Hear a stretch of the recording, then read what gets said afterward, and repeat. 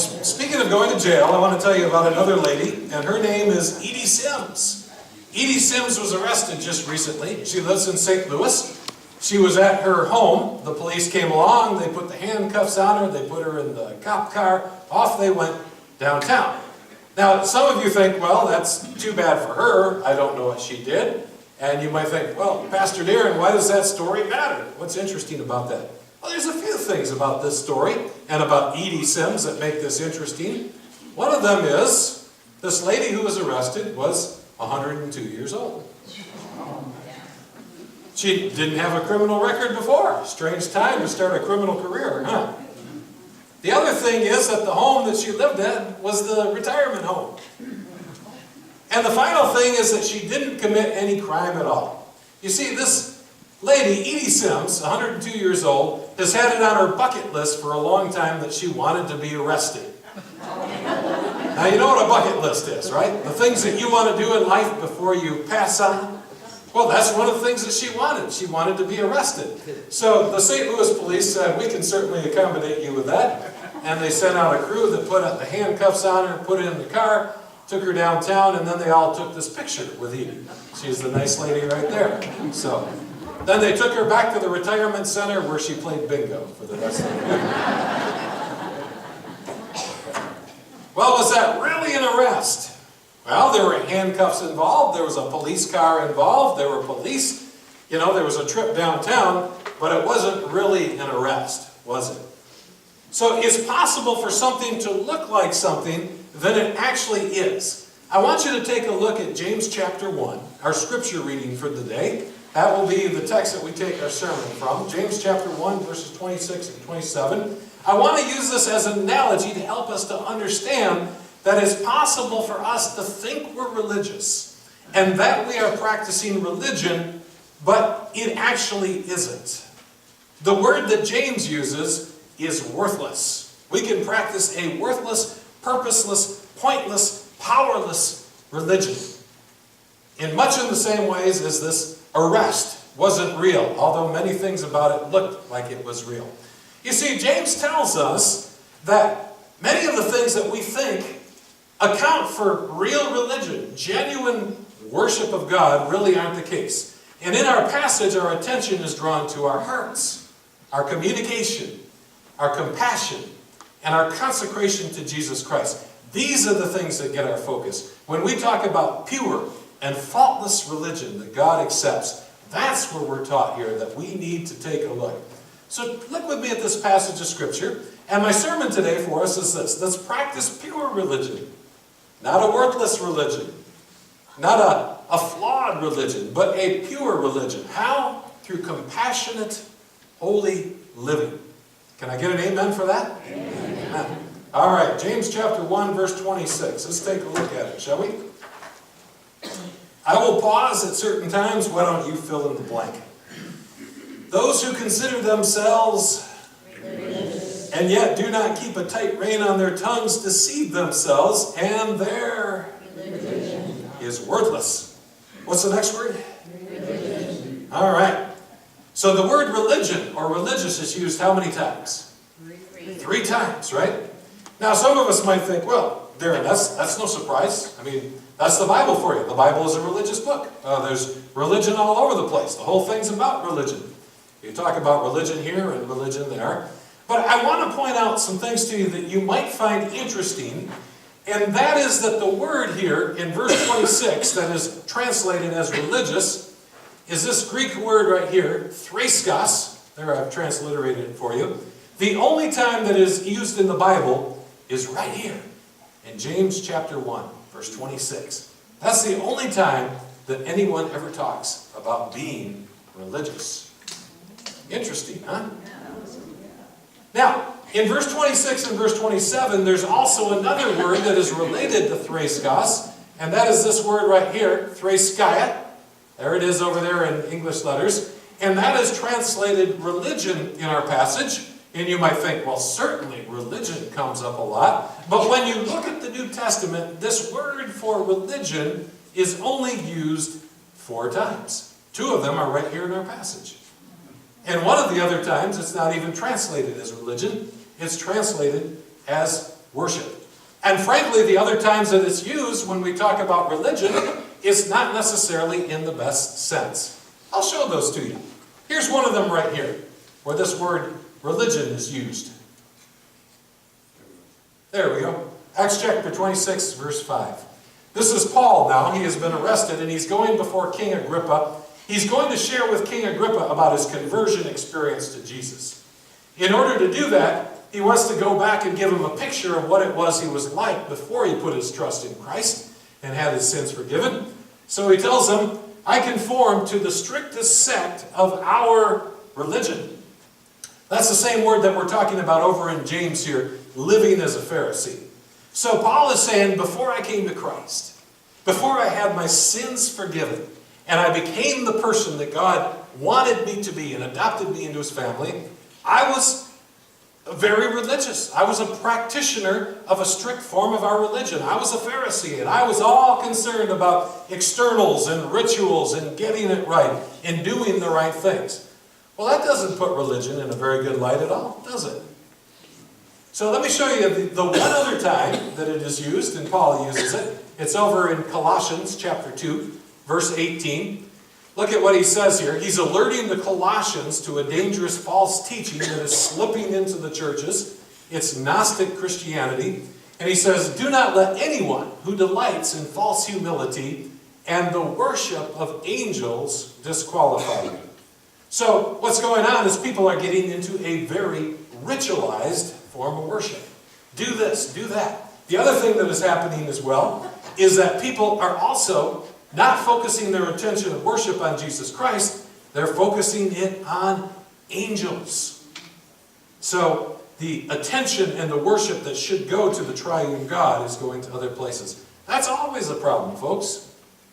Whether it's directed at Mary, the mother of Jesus, or it's directed at saints in history, our worship always needs to be to Jesus and nowhere else.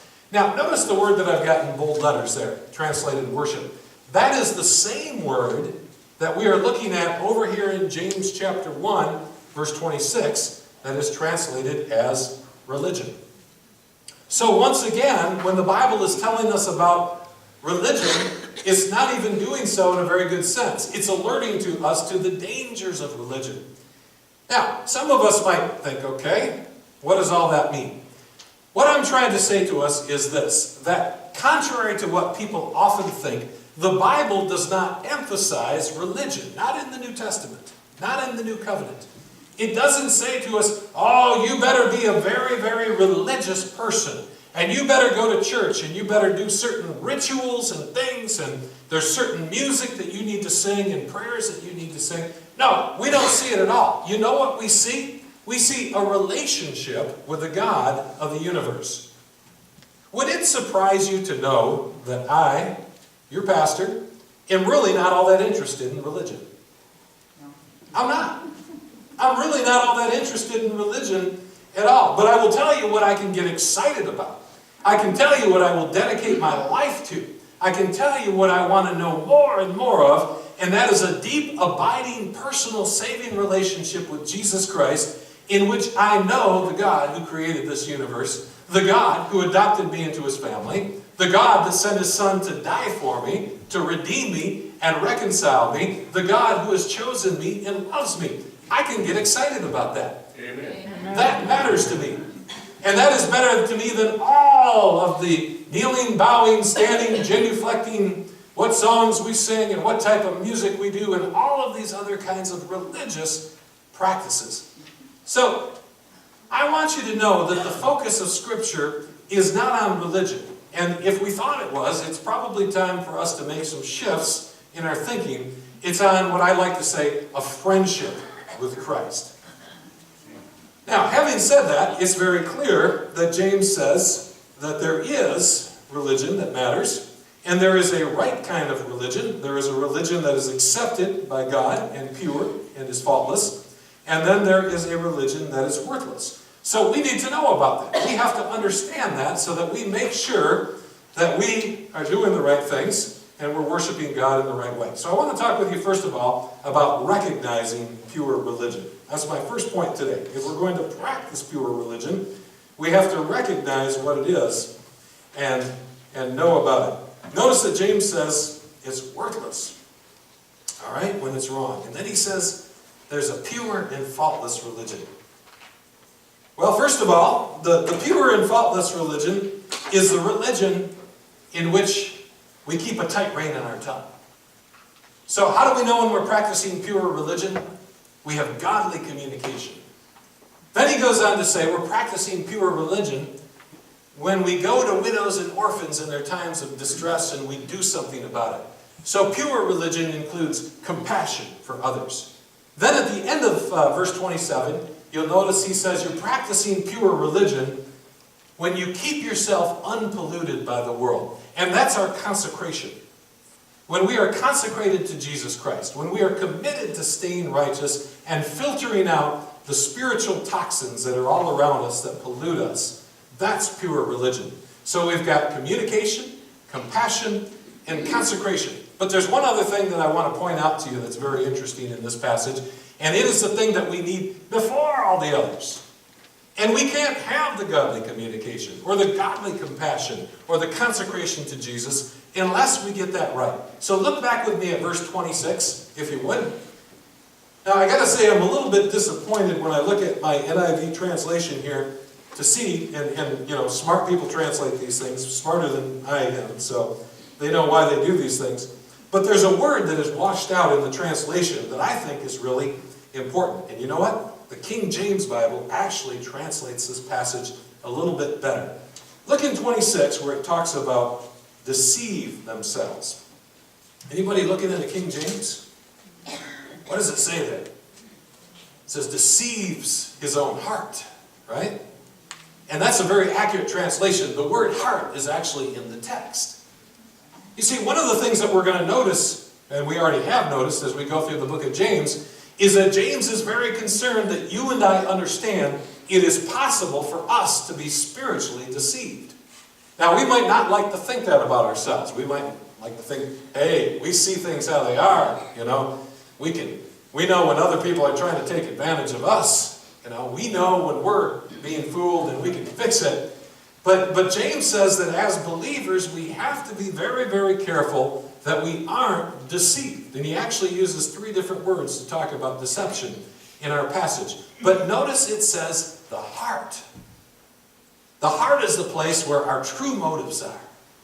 The heart is the place where our real thinking and what we truly believe takes place. The heart is where our real values are. Oh, we can put out a front for other people. We can make our church friends think that we feel something or believe something. But God knows the truth because he looks at the heart. You and I will never have godly communication unless there's a change in our heart. We're not going to show compassion for the needy unless there's a change in our heart. And we're certainly not going to be consecrated to Jesus Christ unless there's something in our heart that brings about a change. The heart is wired up to all of these things. And the way that we communicate and the way that we show compassion demonstrates what's in our heart. So we need a heart change. Now, I had this really cool alliteration going on there. I had communication, compassion, and consecration. Heart doesn't quite fit with that. But the Greek word for heart is cardia, as in cardiac. So I'm going to toss that in there as well. Cardia, communication, compassion, consecration, to help you remember that.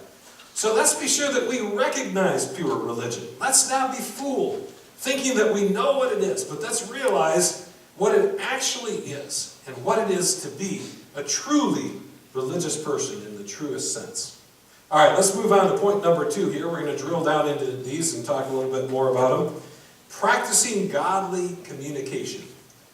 Verse 26, those who consider themselves religious and yet do not keep a tight rein on their tongue deceive themselves. He's talking about godly communication here. Now, most of us understand the metaphor that he's talking about. Back in those days, they didn't have cars. You know, they weren't dealing with whether or not there was going to be these autonomous cars that were going to drive people around, you know, without a driver. What they had was horses, right?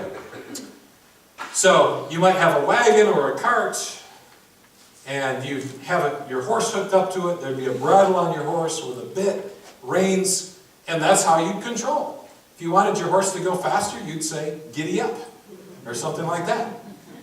If you wanted the horse to slow down, you'd pull back on those reins. If you wanted the horse to go to the right or the left, you'd steer him with the reins. That's how they regulated the horse. James says that's what we need to do with our tongues, our communication. We need to regulate it. Now, there's a story I heard about a pony. Wasn't feeling well. Very unusual pony. This pony could talk. And the pony decided to go to the doctor. And the pony said to the doctor, "Oh, doctor, I don't feel well at all. I really got a sore throat and it's terrible." Well, the doctor wanted to console the pony, so he said to him, "It's okay, you're going to be all right. You're just a little horse." Good deal, you're awake. You caught that one. That's great.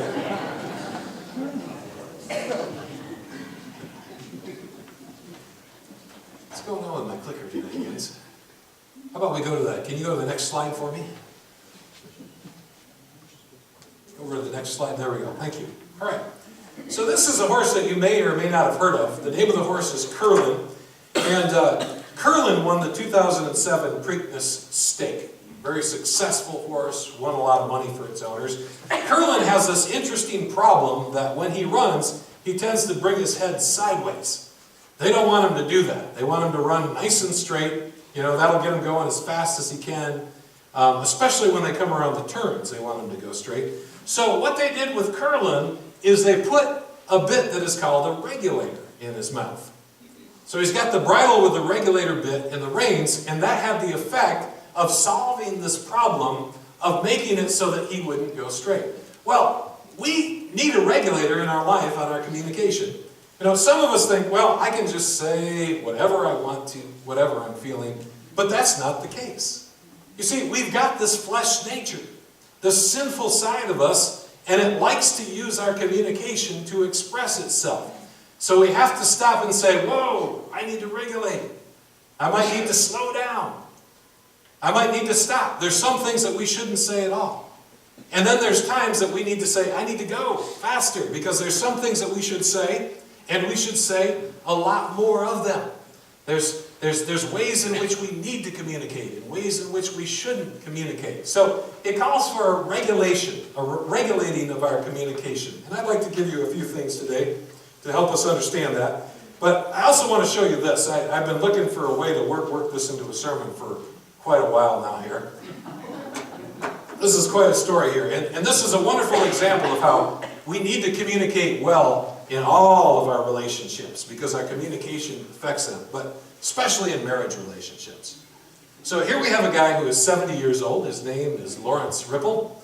Lawrence goes into a bank. He lives in Kansas City, Kansas. He goes up to the teller, hands her a note that tells the teller to give him $3,000 and that he has a gun. So the teller does it. Well, what would you do if that happened to you? You know, if you were out robbing a bank, what would you do? You'd probably get out of there, right? You'd have the getaway car running and ready to go, and you'd get out of there. That's not what Lawrence did. Lawrence sat down in the lobby of that Kansas City bank. He then said to the security guard, "Hey, I just robbed the bank." And then he sat there peacefully and waited for the police to come. Now, we wonder, why in the world would this guy do this? Here's the reason. Right before he robbed the bank, he had a verbal argument with his wife. And he said, "I don't want to be around you, I'd rather go to jail."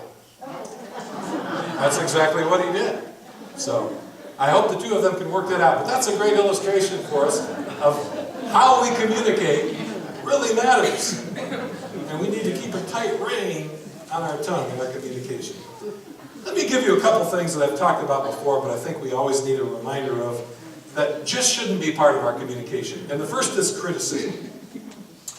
Criticism is when we attack the character of a person. Anybody, friend, neighbor, spouse. It's when we in essence say, you are not as good of a person as you should be. Now sometimes we do that subtly, and sometimes we do it not so subtly. In some of my counseling that I've done lately, I've noticed that one of the things that sometimes happens with couples is they'll say, "You should just know," Or this is just common sense. You should have this figured out. Well, let's think about that for a minute. When we say to someone, you should just know, what are we really saying? You're dumb. You're not very smart at all. And is the other person likely to go, yeah, you're right, I should just know that? Well, maybe sometimes, but probably what's going to happen is we're going to get a defensive response out of that person, and they're going to argue back. And then this argument is going to turn into an escalation. So instead of saying to a person, you're flawed in your character, there's something wrong with you, it's much better to describe the behavior that is a problem, talk about how we feel about it, and then talk about the ways that it can be changed. It's going to work out a lot better for us. When we practice godly communication, the criticism goes away. And then there's something else that goes beyond that definitely needs to go away, and that is contempt. Contemptuous communication is something that really needs to go when we are practicing pure religion. Contempt is when we disrespect people and we make it clear. We use sarcasm or cynicism. Our nonverbal communication, such as rolling our eyes, makes it very clear we think we're better than you are. We talk down to them. There's mocking or sneering, maybe even profanity that is used towards the other person. Well, these are signs of a real problem, because the standard for communication among believers is this: respect and love. Even if we don't know the other person, even if we don't like the other person, the standard that God has for us is to recognize the image of God in another person, regardless of their race or their ethnicity, and to communicate with them with respect and love. Criticism and contempt, and a whole lot of other things go. Now, I found this, how about you go to the next slide, guys? I found this online here, and it's from the Westminster Larger Catechism, and it does a great job of coming up with a whole lot of things that need to go from our communication. And I know there's a lot of stuff there, but if we get this down, I think we'll be in pretty good shape. So how about we do this? I think you can probably see it okay. Let's all read this together, all right? Lying, slandering, backbiting, detracting, tale-bearing, whispering, scoffing, reviling, rash words, harsh words, flattering, boasting, aggravating minor faults, hiding sins, envying the abilities of others, contempt, innuendo, evil suspicion, rejoicing in others' disgrace.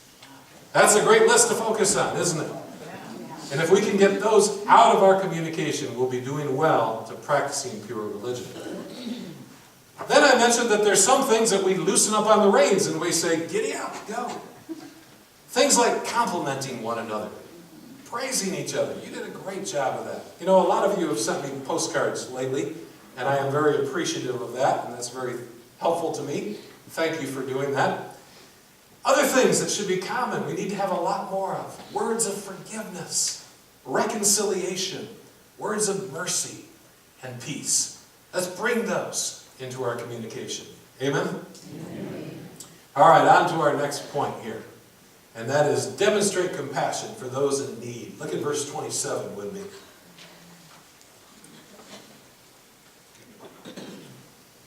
Religion that God our Father accepts as pure and faultless is this: to look after, what's the word? Orphans. And the next word? Widows. In there, what's the next word? Distress. Okay.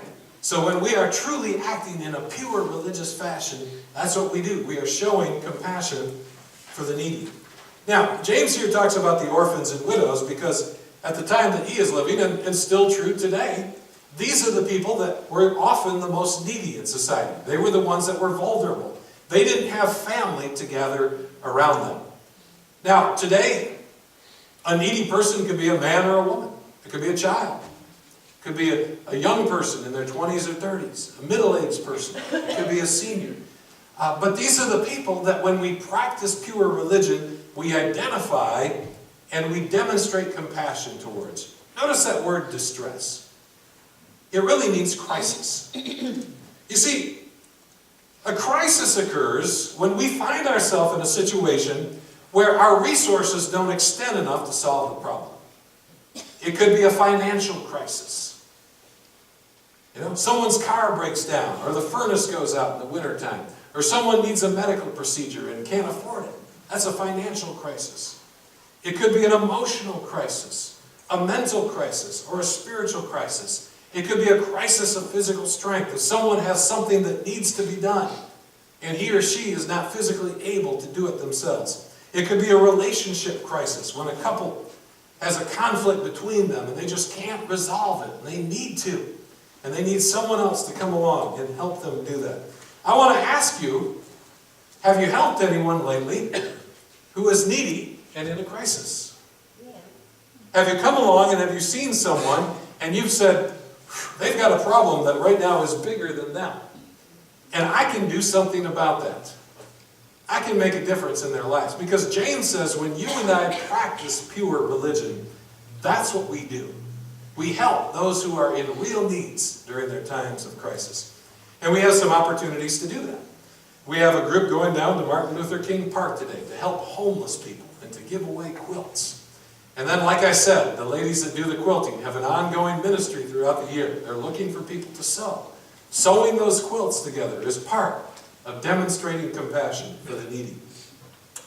On Thursday of this week, I met with a local pastors group, and we had a representative from the area from Big Brothers Big Sisters. They are working with the school to set up adults with children who are at risk, to form the kinds of relationships that will make a tremendous difference in their life.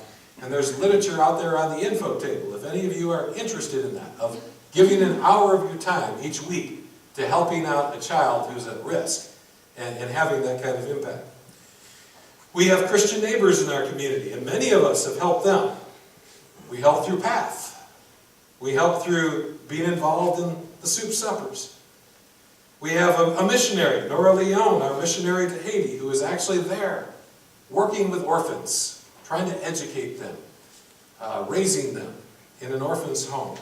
And as you heard today, there's plenty of needs, things that need to happen. You and I demonstrate pure religion when we take a look at the true needs of people around us and we do something about it. All right, on to the next point, and that is my final point for you. Let's go to our next slide there, and that is to maintain our consecration to Christ. Look down at the end of verse 27 with me and come to the word keep there, if you would. I would like you to read with me from the word keep all the way to the end of the verse. Are you ready? Keep oneself from being polluted by the world. Notice that word keep. It has the idea behind it of holding on to, staying true to something, not letting go. I have ran into people that often think they are very religious. They attend church. They're maybe even involved in church. They maybe do lots of nice things that show compassion. But when I take a look at their lives and their values and what's important to them and the way that they live, it's hard to see a difference between them and non-believers in the world. You see, pure religion has another factor to it, and that is that we filter out the spiritual pollution that's all around us. I want to give you an illustration of that. Maybe you remember a place called St. Louis, Michigan. And maybe you remember what happened there, particularly back in the 1970s. St. Louis is just a little bit south of Mount Pleasant. It's a ways north, directly north of Lansing. It is a very small town. There used to be a chemical plant there called Velsicol. Velsicol was notorious for their sloppy way of handling the very potent, dangerous chemicals that they had. And there was an incident that occurred in which a huge amount of something called Nutrimaster, which is designed to boost dairy production in cows, got mixed up and switched around with something called Firemaster, which is a fire retardant. It's designed to put out fires. Do you remember this? It was back in the 1970s. And so as a result of it, these cows got the wrong stuff. PBVs went into the milk that we drank, and many people in Michigan had an increased rate of PBV in their bodies with disastrous effects and problems. Velsicol did a lot of other things as well. There was something else that you've probably heard of called DDTs, a very damaging chemical that they produced there, and a lot of that got buried into the ground. Now, the EPA, after they shut them down and declared the whole place a Superfund site, assured the people of St. Louis that there were no contaminants in their water, that they were safe. But the fact is that was not really true. And we don't even know to this day the extent of pollution that has occurred. What is so insidious about it is that it happened over time and people had no idea that they were being